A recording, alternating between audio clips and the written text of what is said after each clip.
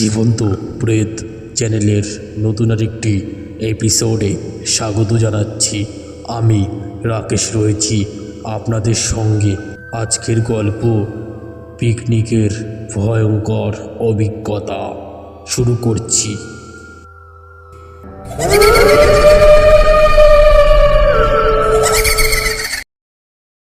কয়েকজন বন্ধু মিলে পিকনিক করতে যায় একটি দূরবর্তী নির্জন জায়গায়।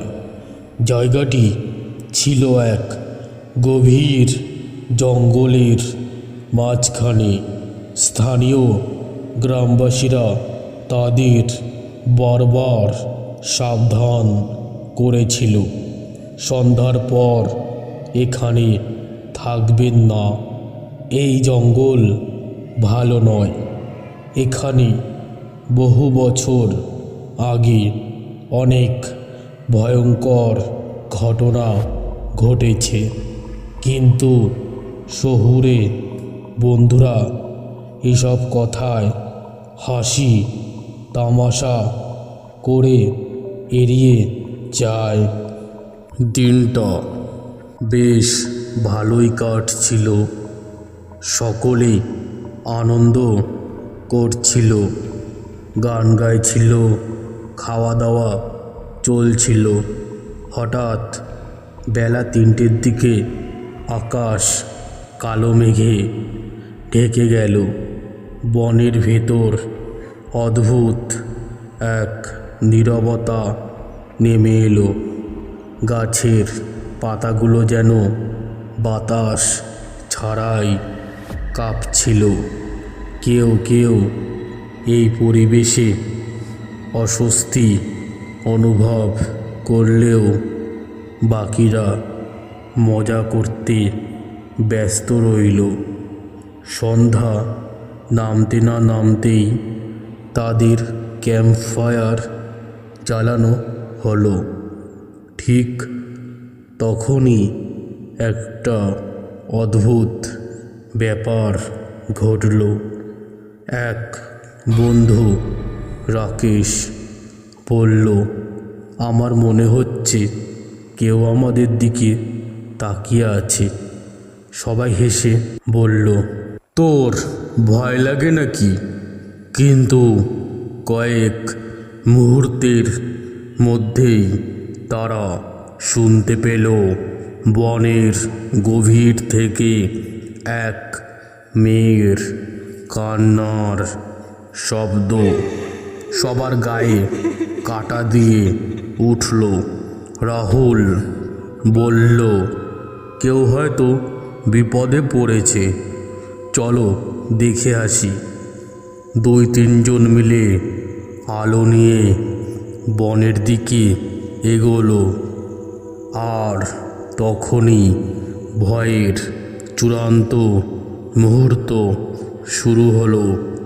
তারা দেখতে পেল একটা অন্ধকার ছায়া তাদের দিকে এগিয়ে আসছে। ছায়াটা ধীরে ধীরে পরিষ্কার হতে লাগলো। একটি মেয়ে, যার গায়ে সাদা পোশাক, তার মাথার চুল এলোমেলো, চোখের মণি নেই, তার ঠোঁট থেকে ফিসফিসিয়ে বেরোচ্ছে, তোমরা এখানে কেন? চলে যাও, চলে যাও, এটা আমার জায়গা।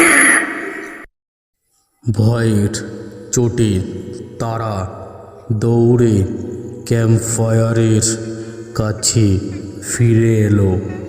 কিন্তু আশ্চর্যের ব্যাপার, তারা ক্যাম্পফায়ারের জায়গায় গিয়ে দেখল তাদের খাওয়ার বাসনপত্র ভাঙা অবস্থায় পড়ে আছে। পুরো জায়গাটা তছনছ। বাকি বন্ধুরা তাদের দেখে বলল, তোমরা এতক্ষণ কোথায় ছিলে? আমরা তোমাদের ডাকছিলাম, কিন্তু তোমরা ফিরছিলে না। তখনই তারা বুঝল সময় যেন থেমে গিয়েছিল। কিছু একটা তাদের আটকে রেখেছিল। তারা তড়িঘড়ি জিনিসপত্র গুছিয়ে ফিরে যাওয়ার চেষ্টা করল, কিন্তু যত তারা জঙ্গলের পথ ধরে এগোতে লাগলো, পথ ততই অদ্ভুতভাবে বদলে যেতে লাগলো। চারপাশের গাছগুলো তাদের দিকে ঝুঁকতে লাগলো, যেন তাদের আটকে রাখার চেষ্টা করছে। শেষমেশ এক বন্ধু সোমা মন্ত্র পড়তে শুরু করলো, তার ঠাকুরমার কাছ থেকে শেখা মন্ত্র শোনার সঙ্গে সঙ্গে গাছগুলো সরে গেল এবং তারা বেরিয়ে আসতে পারল। পরদিন সকালে তারা স্থানীয় গ্রামবাসীর কাছে ঘটনাটি বললে তারা জানায় সেই জায়গাটি অভিশপ্ত। বহু বছর আগে একটি মেয়ে সেখানকার জঙ্গলে মারা গিয়েছিল এবং তার আত্মা এখনও সেখানে ঘোরাফেরা করে। এই ঘটনার পর কেউই আর জীবনে কোনো নির্জন জায়গায় পিকনিক করার কথা ভাবেনি।